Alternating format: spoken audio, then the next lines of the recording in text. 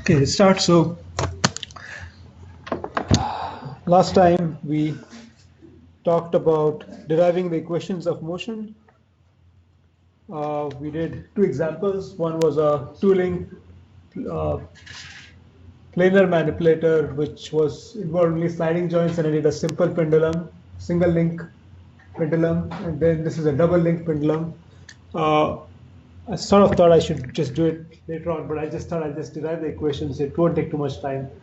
I wrote down the formula for, so the question is, for a two-link manipulator which is shown, gravity is shown there, it falls under gravity, we have to derive the equations of motion, and we're going to use Euler-Lagrange. The kinetic energy is given by this formula. This is a repeat of the kinetic energy formula I had written earlier. The potential energy is given by this. Okay. What we need is to find the Jacobians, JVC1, JVC2, J omega C1, J omega C2, appearing the kinetic energy, and we also have to find the position of the center of mass for link 1 and link 2. Once we do that, we can write these terms. We can find out the K and P and then derive the equation. So I'm going to quickly write through the various things you need to find the Jacobians, and this will be sort of a review for people who are who have done this in the past or tried to do it at home.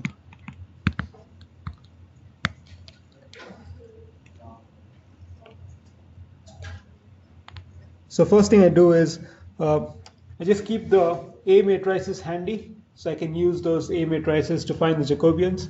So here are the various A matrices. There is A10,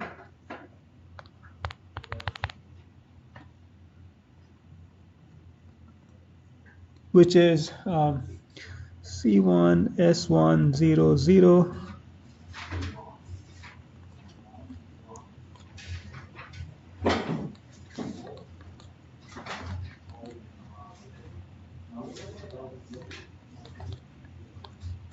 And then A21, this comes from the DH formula, C2, S2, 0, 0, minus S2, C2, 0, 0, 2, C2, L2, S2, 0, 1. And we are interested in A20, which is the homogeneous matrix which describes the coordinate frame 2 with respect to the base frame 0. So that is A10 times A21. And just multiply the two matrices, you get C12,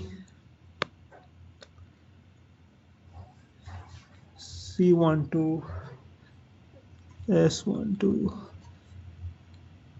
minus S12, C12, 0, 0, 1, 0, L1, C1 plus L2, C12, L1, S1 plus L2, S12, and then 0, 1, where C1 is cosine theta 1, S1 is sine theta 1, C2 is cosine theta 2, S2 is sine theta 2, C12 is cosine theta 1 plus theta 2, and S12 is sine theta 1 plus theta 2.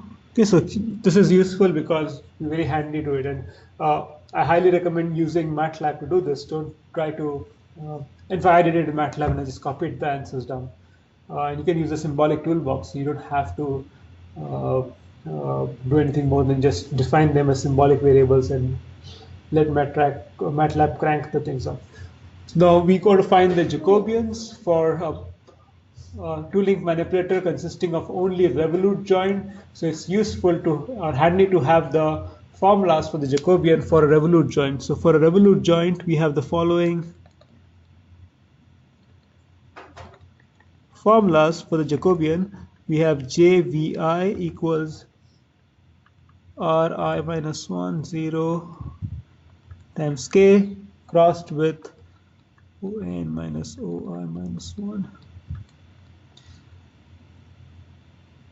And then J omega I equals Ri minus 1, 0 K. So that's useful. when we do the computation, and k is the unit vector in the k direction, the z direction.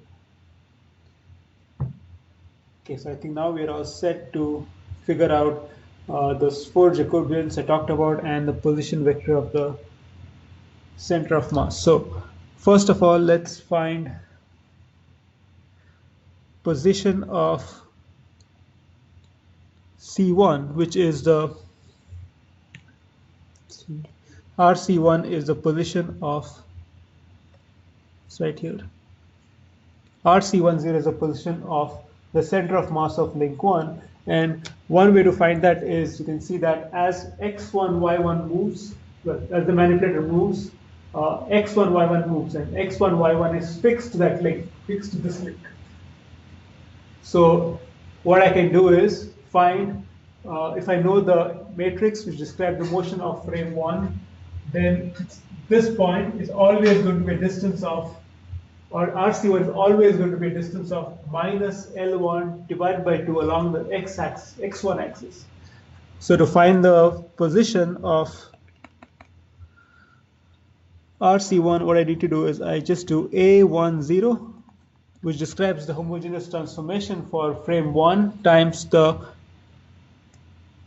local distance or the distance of point C1 along frame 1. So that's going to be minus L1 divided by 2. It's distance of negative L1 divided by 2 along the x-axis. The y is 0, the z is 0, and then this 1.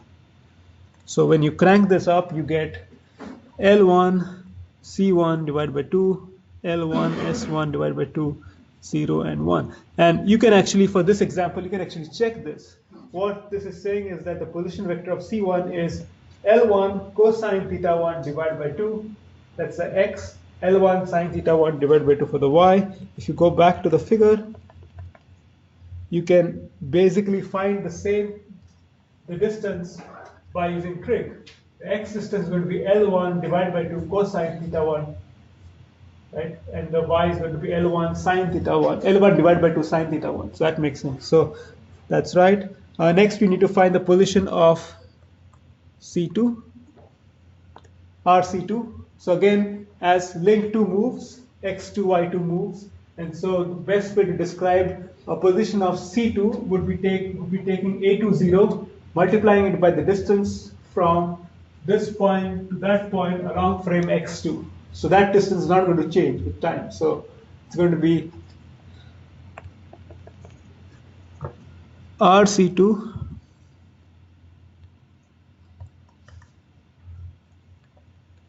is A20 times minus L2 divided by 2, because that's the local distance from the origin of frame 2, so O2 from C2, 0 along y,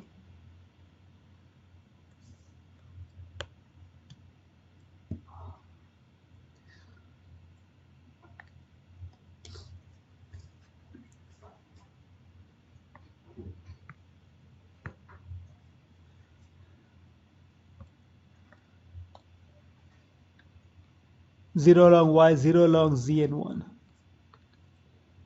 So when you do the multiplication, you should get L1 C1 plus L2 C12 divided by 2, L1 S1 plus L2 S12 divided by 2, and you can check that using trig for this particular example. Okay, so that takes care of the position vector, which will appear in the potential energy. We need to find the Jacobian next.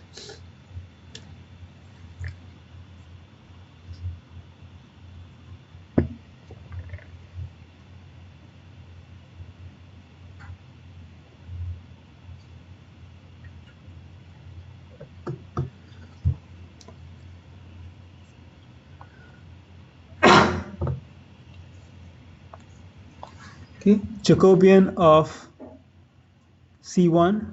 So this is the Jacobian associated with position vector with the center of mass of link 1.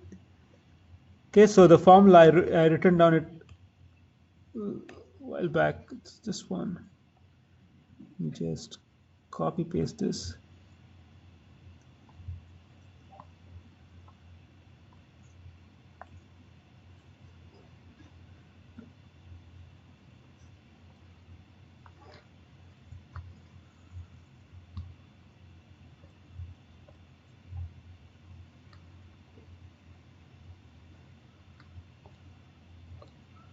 Okay, so that's the formula I need to use. So I would be 1, so R0, 0, K crossed with, this is going to be the location of interest, that's the point C1. So it's going to be RC1 minus O, I equals 0, so that's what it will be. It's always the point of interest, which in this case is the position of the center of mass. Plus another column of 0, right? Plus a column of 0. So there's one more part to this. So this is one part, and there should be another one here, and that is 0, as you said. That's right, because what is the Jacobian? It is basically telling you the Jacobian of point C1 is basically telling you what happens to, it's basically related to the movement of point C1 for a unit displacement of θ1 and unit displacement of θ2. The first part which I wrote down is due to unit displacement of θ1 dot. So when θ1 changes, C1 changes, but when θ2 dot changes by a unit distance, okay, C1 would not move, right? You can see θ2 is the distal link, angle is the distal link, second link. Movement of that link will not change C1, so it will have no effect on the Jacobian, so it will be 0.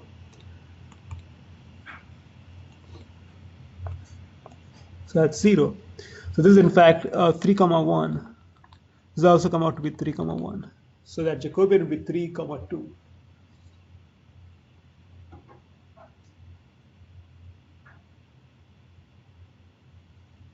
Okay, how do you compute this? R00K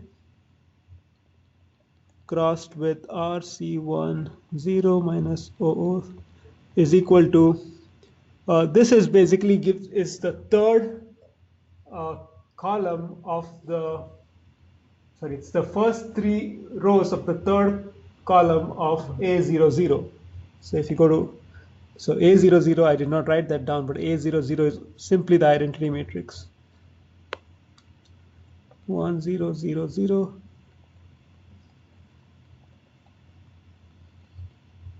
So this thing is going to be this, just that. So when I want to do this, it's basically, I need to do the cross product of 0, 0, 1 crossed with RC1, which is L1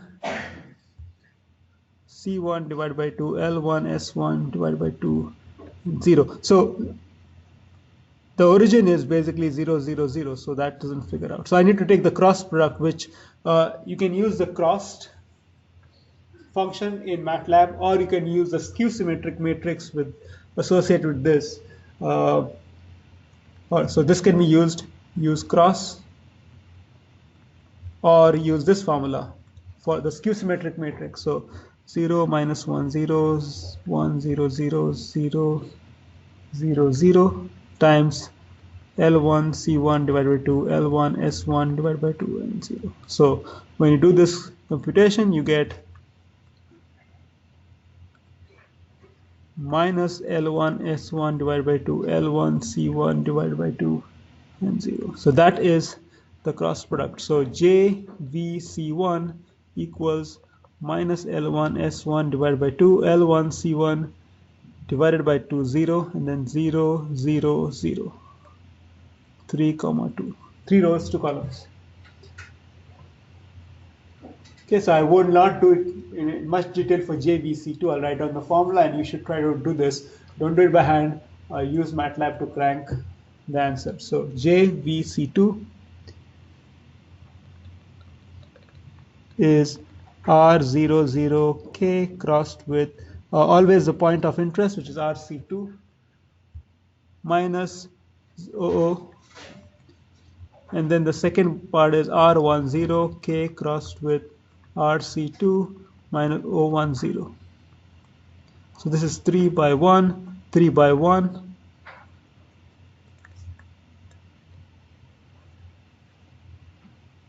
Okay, it comes out to be, so I'm skipping a bunch of steps, but you should try to do the steps to get this answer. L2S12 divided by 2 L1C1 plus L2C12 divided by 2, and then 0. And then for the right side it will be minus L2S12 L2C12 and 0. So 3 comma 2 again.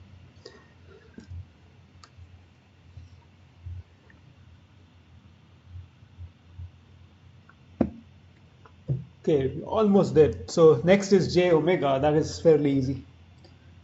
So j omega, we got to use this formula for j omega. Simply Ri minus 1 0 k. So again we have j omega associated with C1. That's going to have two parts to it. One will be R00 k, which is 3 comma 1, and then the next part is going to be 0 because, again, as I said, the second link doesn't affect the motion of the first link, or motion of the second link theta 2 doesn't affect the motion of C1, so that would be 0. So this comes out to be 0 0 1 0 0 0, because this is, as we have seen before, it's just 0 0 1, the third column of A00, right? And then j omega C2 equals R00 k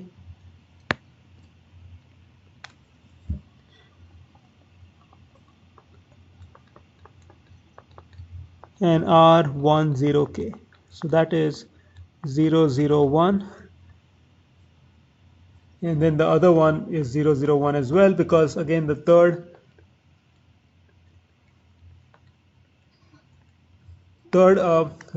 column of A10 looks very much like the third column of A00.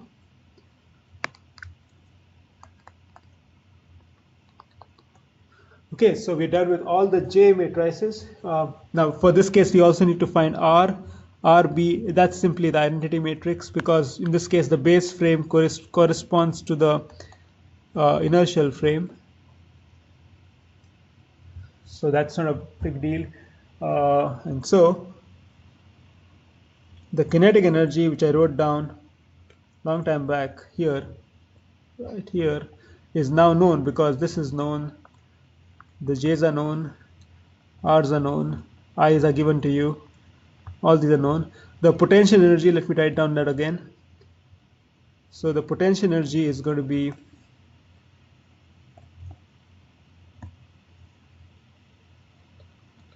minus M1, G has to be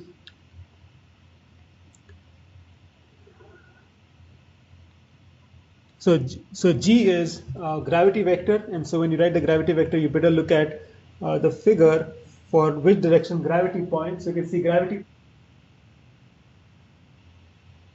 Okay, so it's minus G along the y direction. So you got to write it like this. 0 minus G 0. And then RC1 comes here. RC1 was L1 C1 divided by 2, L1 S1 divided by 2, and 0. And similarly for M2G, gravity again points the same, minus y direction, and then we have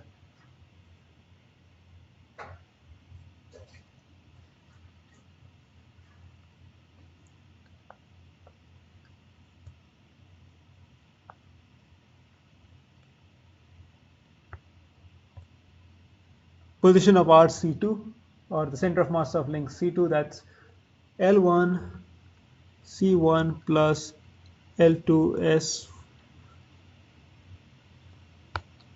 L2 C12 divided by 2, L1 S1 plus L2 S12 divided by 2, and 0.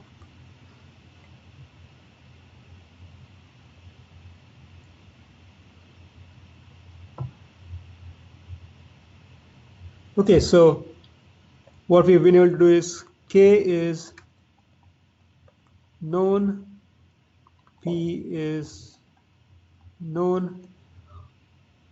All we got to do is now use the Euler-Lagrange formula, which says that d dt dl dq dot minus dl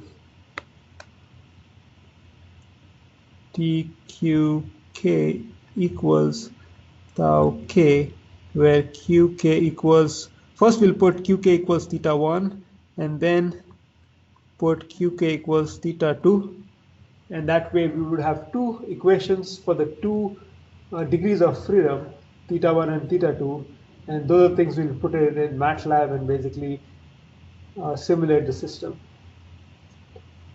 So excuse me. Yeah.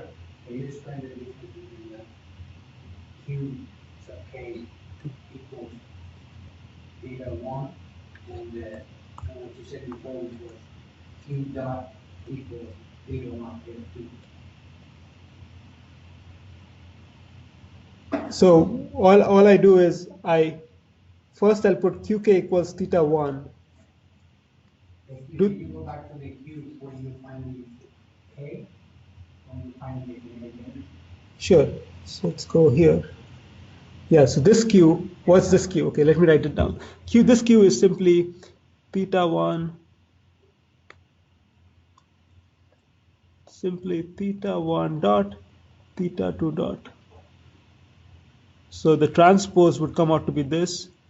So this will be 1 comma 2. But you said before down there that Q dot equals theta 1 and theta 2, no theta 1 dot. You see it down there? That's below. Oh, I did a mistake here. This should be theta dot clearly. That's an error. Yes, this should be dot. Because this is a dot, right? Sorry about that. So there will be 1 comma 2, this will be 2 comma 1, and so when you take this whole, when you factor this in, this is such a big formula, you'll get a scalar. Like one number, single number. You should always get a scalar. Similarly for p, it will be a scalar, 1 comma 1. Because it's 1 comma 2 multiplied with this mess with 2 comma 1, so everything comes out to be 1 comma 1. Is that clear? So let's, so those two equations come from that. I'm just trying to, let's see.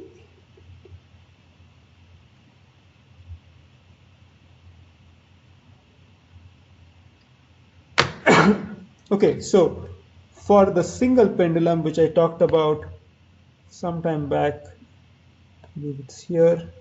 Right, this is a single link pendulum. Okay, I wrote down L. I wrote the formula for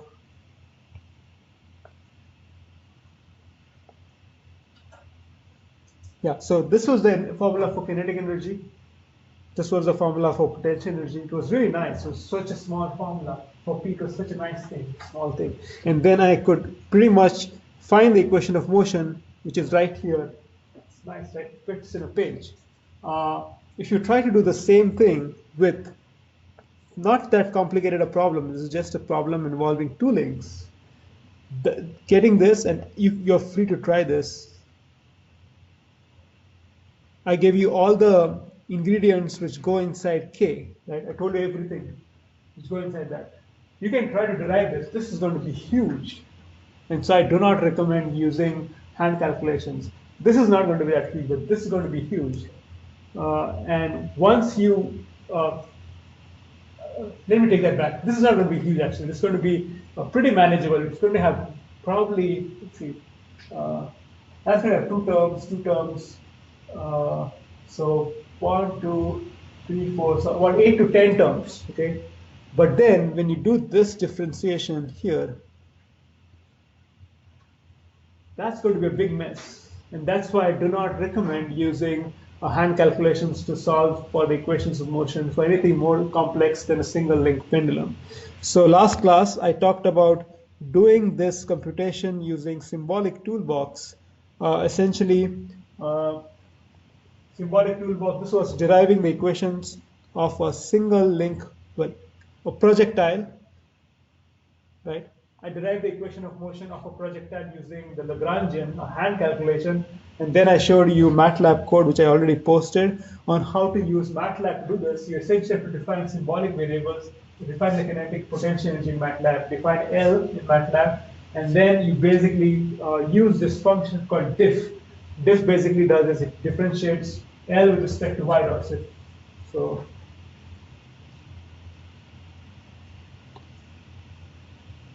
okay, so it basically helps you to differentiate. So example would be if you want to differentiate cosine t with respect to t, you just put diff cos t, comma t, and then give minus sine t. It's really nice.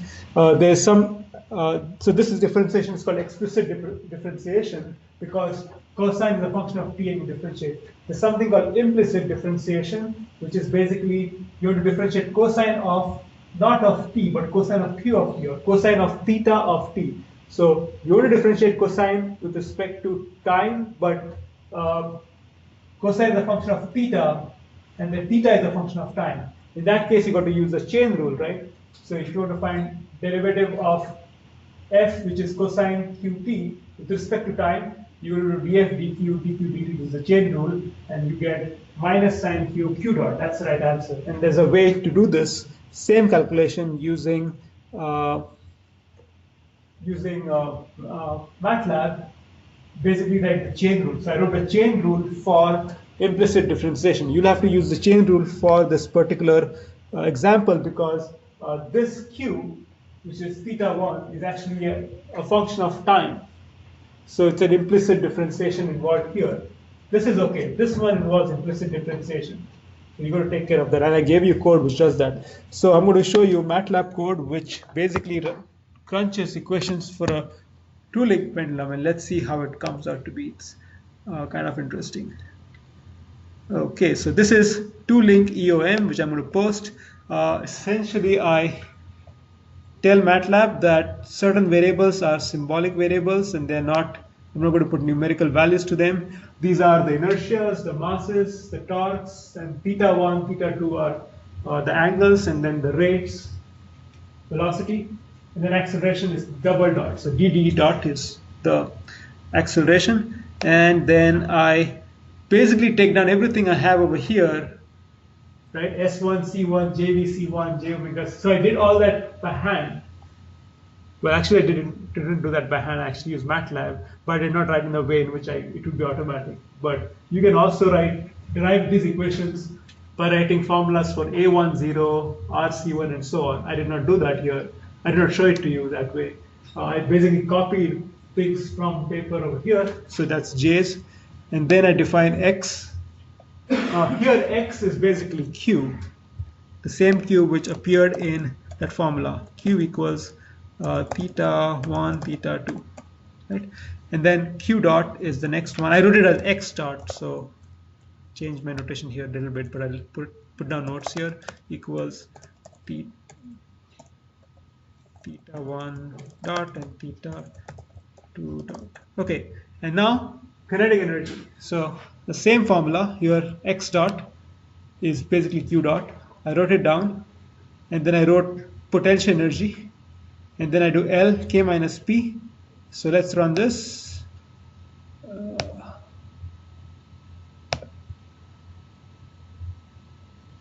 Okay, a lot of things. Let me clear this. So what does L look like?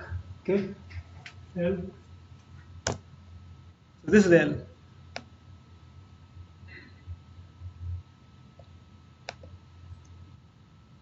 See how big it is? It's really hard to appreciate it here. So what I'm going to do is one word.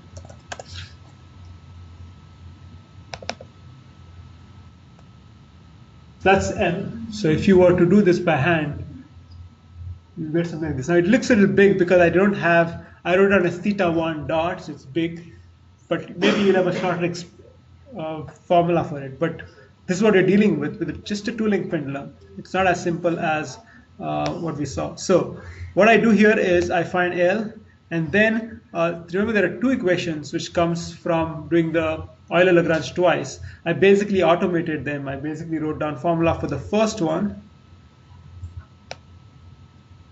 using diff.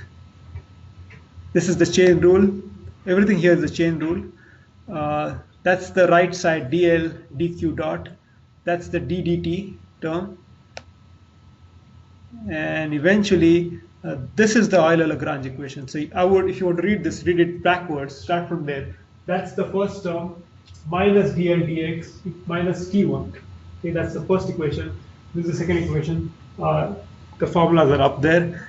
So when you do that differentiation, right, which I did by hand for single link, what does EOM1 look, which is basically the Euler-Lagrange? It looks like this.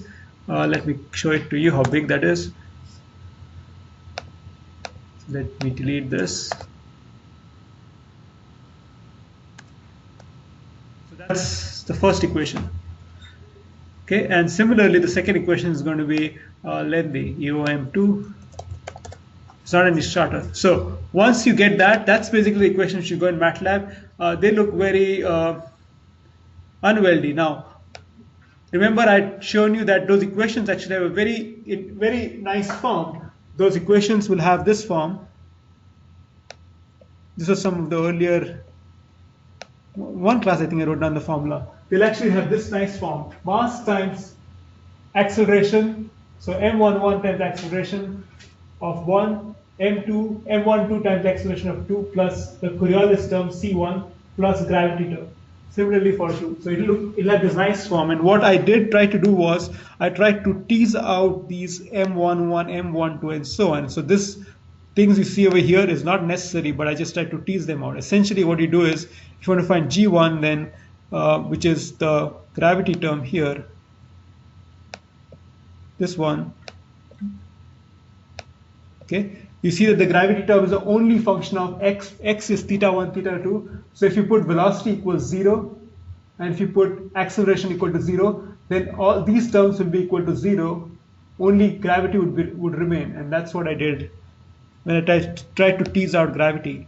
I basically took the EOM1, I substitute values. So I put acceleration equal to 0, 0, velocity equals 0, and that actually helps me to get G. I can only do this because ahead of time I know what the equations would look like. If I did not know what the equations look like, I wouldn't have been able to tease it out. But all the equations for manipulator will look like that formula I wrote down earlier.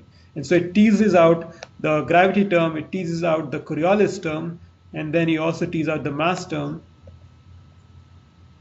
M1, M11, and so on. And so when I run this code, it actually prints out a very compact equation. So you can see this is readable. So G1 is the gravity term. It's still lengthy, but still readable. So let me just copy paste this.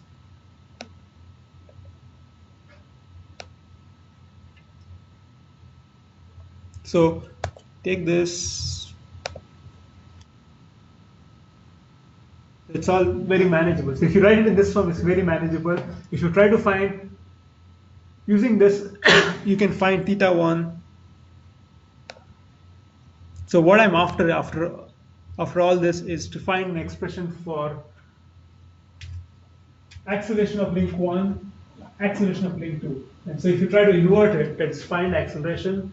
You'll have to use some linear algebra, because those two equations have m1, m12 appearing as like algebraic equations, right? I need to solve for those two. If you invert it, it becomes a mess. So you don't want to invert, never want to invert it symbolically. You want to keep it like this and invert it when you do the simulation. So I'm going to first show you the two-link pendulum simulation. So what I did was, maybe I should say this first, I basically copy-pasted these equations into the right-hand side, which I used all the time to simulate these systems. So let me pull this out, the two-link RHS. So this is where the equations are. I copy-pasted them right here. So these are the copy-pasted. So these were copy-pasted there. And all I do is, to find theta dot, I just do inverse m. Actually, I've written down the formulas in a better way here. So these are the equations look like. Look like mx dot to d dot, this is double dot, plus d plus c. Say for an x g dot, it should be x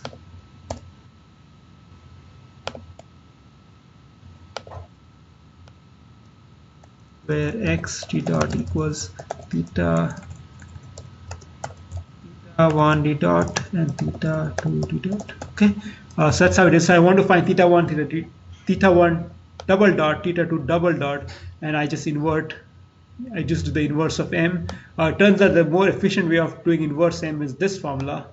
It is a more efficient way. MATLAB recommends this. So I use that, and that gives me theta 1. So that's all in the right hand side. A two-link pendulum, which you release from upright position, shows very interesting dynamics, more interesting than a single link pendulum. Okay, and then there is a bunch of things which are related to animations, which is very standard. There's ODE4, which I used to integrate. You can use ODE4.5, and I'll post this file of manipulators. Okay, the basic challenge here is that the manipulator has dynamics, so it has acceleration, and you need to control the manipulator to do something like move to a position, or you can have a disturbance and you want it to stay start at a certain position. So the general equation of, and we're going to exploit the fact that we know the general form of equation of a pendulum.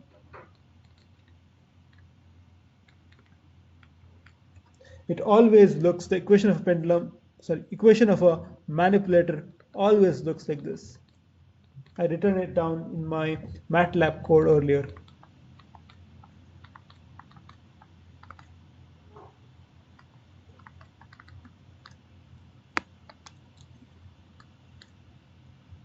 Okay, so what are these quantities? Q is the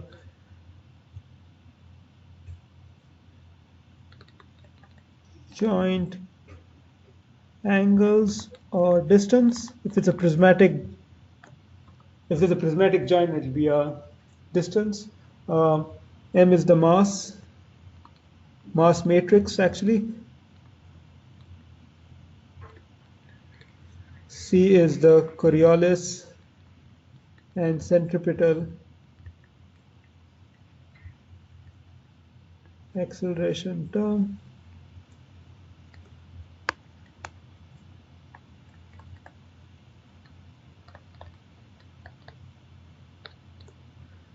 G is gravity, and then sorry, gravity matrix, and then tau is external torque. So for a revolute joint, it's a torque. If for a prismatic joint, it's a linear force.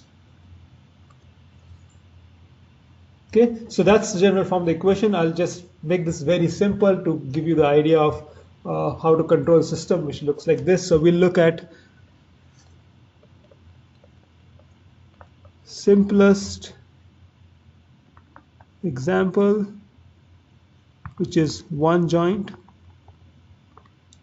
So we'll put the mass equals m, a single mass,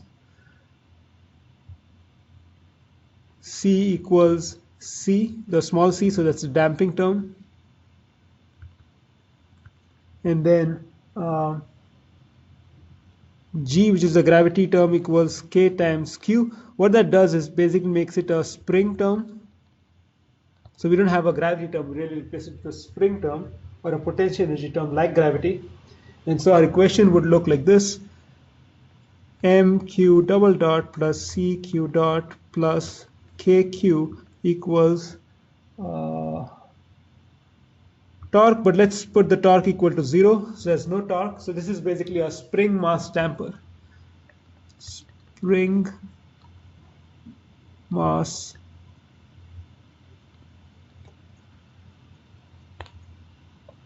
okay, a spring mass damper is in some way similar to manipulator system. It's the simplest system which has the equations which look like a manipulator. So we'll build an intuition of spring mass damper. So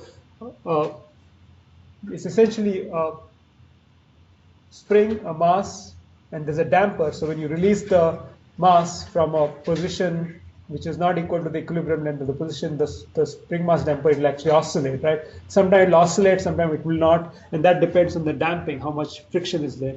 So what people like to do, the way they analyze this is instead of having 3 parameters, m, c, and q, k, they reduce it to 2 parameters. They define what is known as the natural frequency, which is omega n equals, where omega n square equals k by n. So this is the natural frequency. And you define what is known as a damping term. The damping is, well, they define it specifically like this: 2 tau omega n equals c divided by m. This is the damping. And so we sub this in the first equation to get q double dot plus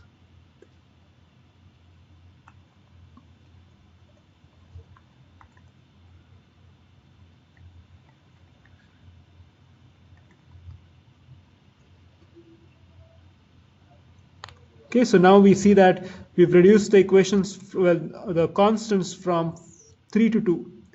3 were m, k, and c. We reduced it to 2, which is natural frequency and damping. Okay, so we can understand the system by looking at 2 terms instead of 3. Okay, the main thing here is the damping term. The damping term, the bigger the damping term, the more the dissipation and the behavior of the system depend on how the damping is set. So there are actually, so this is if you did a course in vibrations or first course in controls, they'll talk about different damping ratios. These damping ratios are, so there are 3 cases. The damping is greater than 1, in which case we would have, so remember that 2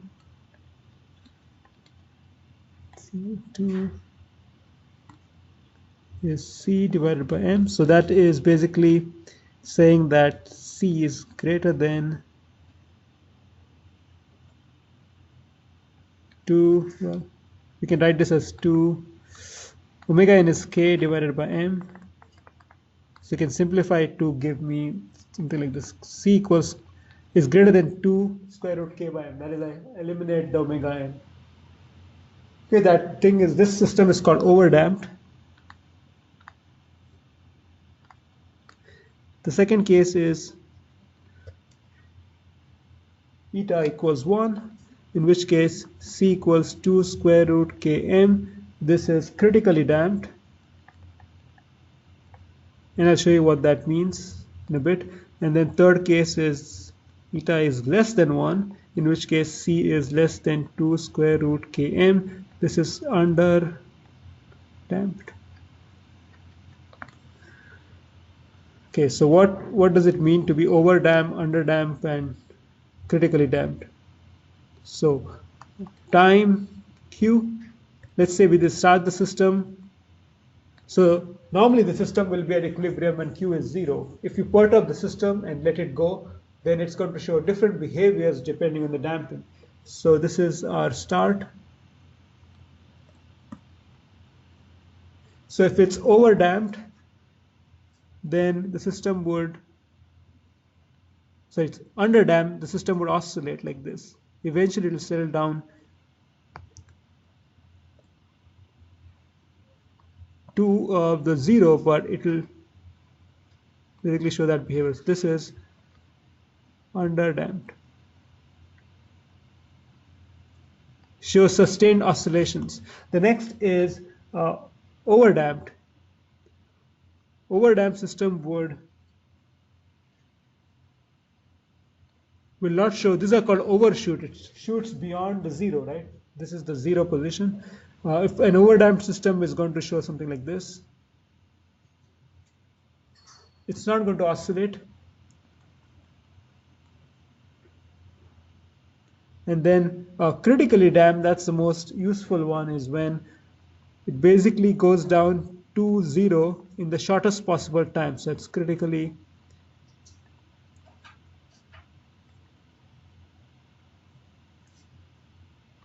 achieves response q is close to 0 in shortest time.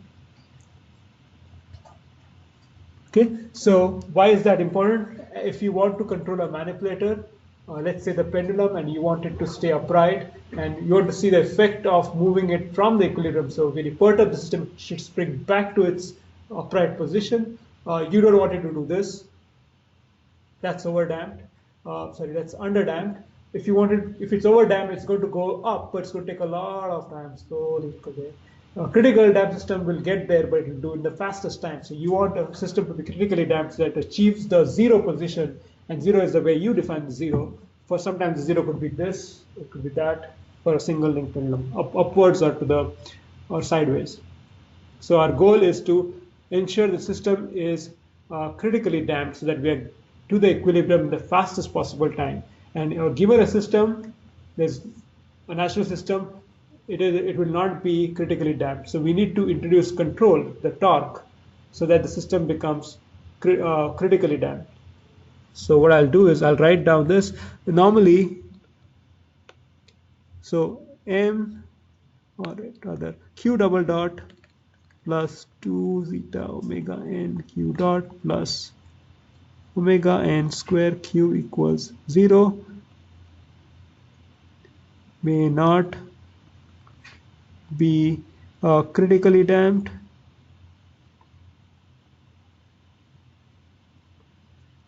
but we can use torque to achieve critical damping. Okay, so this is how you achieve critical damping. So m q double dot plus cq dot plus kq equals torque, and we can do anything we want with the torque. It's something which we can supply. So it's an actuator. So let's assume that the torque is minus kp, kp is a constant, times q, minus kd times q dot. Okay, so this is, if you've seen this before, when you have this kp, let me write that down first, kp and kd are constants. Okay, q and q dot are position velocity. If you've seen this before, this is called a PD control. PD control. So let's sub this in the first equation I wrote down.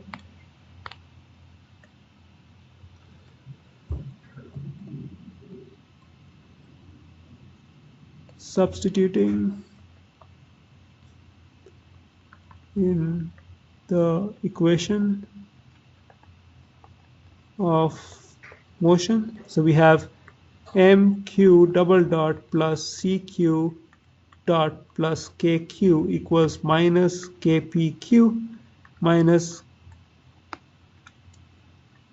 kdq dot. So we can move things around a little bit. mq double dot plus c plus kd q dot plus k plus kp q equals 0. So now we have a similar looking equation as before, but now we have got kp and kd, and kp and kd are numbers you get to choose, whatever you like. Okay, so what we can do now is we can now define the natural frequency like before. It's going to be, it's always k plus kp, the term in front of q, divided by m, and then the natural frequency is c. In this case, c is replaced by c plus kd divided by 2 square root m k plus kp. Okay, so we've taken a system which was, in the first case, when you put torque equals 0, we couldn't do anything with that system because depending on the mass k and c, you got a damping and natural frequency, and you could be underdamped, overdamp, or critically damped. Now we have a system where we can choose whatever torque we want. So we chose a torque like of this form. We got this equation, and we have a natural frequency. We have a damping term. But the good news is that now the natural frequency is a function of kp, and we get to choose whatever kp we want. So we can set the natural frequency by changing kp to whatever we want. The damping is a function of kd and kp. So again, we have full control over kd and kp. So we can choose a kp based on this, and then once we fix the kp, we can choose a kd such that we get an appropriate damping. So if you want critical damping, you want eta equals 1, then we put eta equals 1, find kp from this formula. You can also take 0. 0 is not a good idea, actually. You should actually take a value greater than 0, unless you want to keep the natural frequency, and then find kd based on that. So the point I'm trying to make is, now we can control, since omega n and the damping are functions of kp and kd, we can set omega and theta to any value we want. Okay, so sometimes you want to have critically damped, you can have critically damped. So in particular, this is not right, hold on. This should be, my bad. Skipped a step there. So that is eta, is corrected. This shouldn't be any omega, and that eliminated that. Okay, so usually we don't care too much about natural frequency. In some situations we do, but let's. It's okay. So we don't care too much about the natural frequency. If you want, you can choose it by choosing kp, but you can, we usually worry about damping. We want to have critical damping. So if you want critical damping,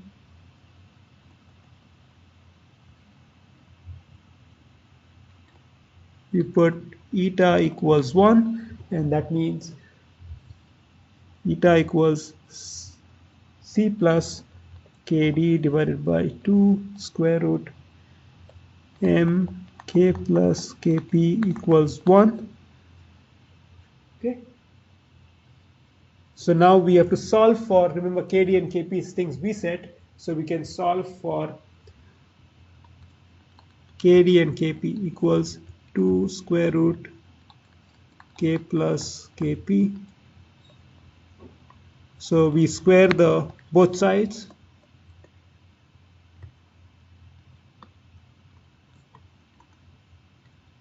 C plus kp square, so c plus kd.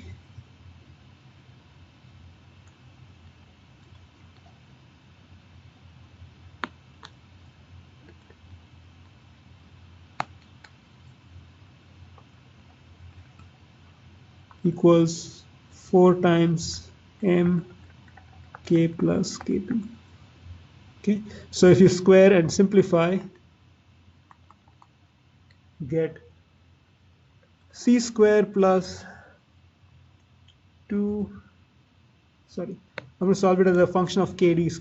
So kd square plus 2c kd plus c square minus 4mk minus 4mkp equals 0. So this is a quadratic equation in kd. To solve for the quadratic equations of well-known formula, you have to use a discriminant to get the formula for kd equals minus b. The minus b is the middle term, so minus 2c plus or minus square root of b square. So this is again b square 2c square minus 4a. A is the term in front of kd, which is 1, times the last term, so it's going to be c square minus 4m k plus kp divided by 2 times 1. So kd actually should be positive, it shouldn't be negative. If it's negative, then you get negative positive feedback, which drives the system unstable. So we actually can ignore this one, ignore negative term, because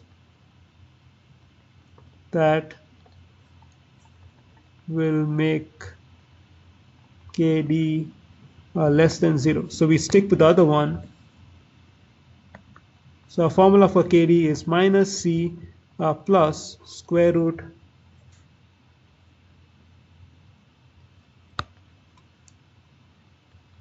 square root m k plus kp.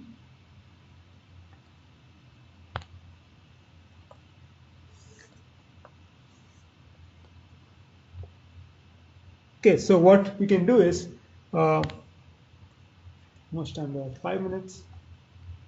Okay, I'm just going to show you a simulation and let you go. So what we'll do is fix kp. Right? It's kp is in this case a free variable, and then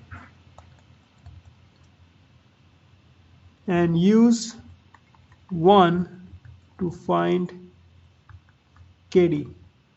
Okay, so for a given kp, we can find kd and simulate the system, and so we look how the system behaves. So what I did was I put some values for, in this case, I think I put, to simulate this, I put m equals 1, c equals 1.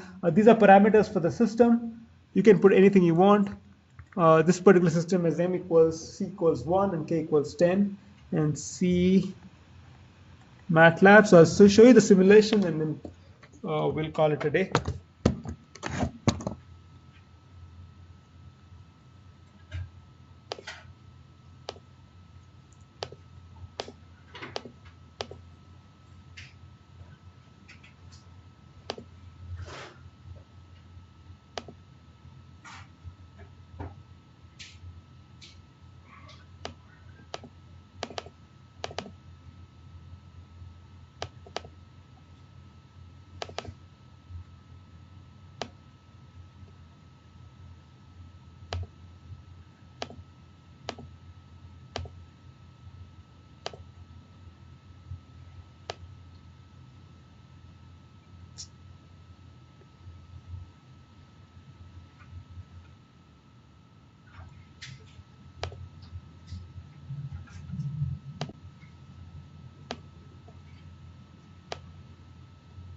Okay, so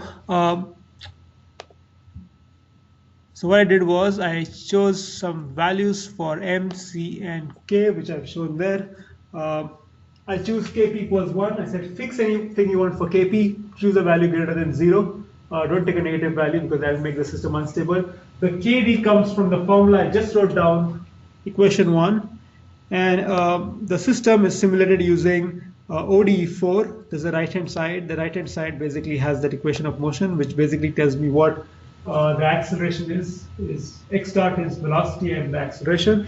And so what I'm going to do is I'm going to simulate the system by first perturbing it. So equilibrium is 0. I perturb the system to 0.5. In this case, 0.5 is the distance, so it's 0.5 meters. And I'll see how the system behaves. So my goal is to get the system back to 0 in the shortest possible time. And that is the condition I impose. So if I do that, set it as 0.5, let it go. It takes about 2.2 or 2.5 seconds to get to 0. Okay, so that's for kp equals 1. Let's increase the kp. Make it 10 times. So again, it's critically damped. Okay, so you'll not see the overshoot, but what you'll see is that it actually gets to the equilibrium much before 2 seconds, 1.9.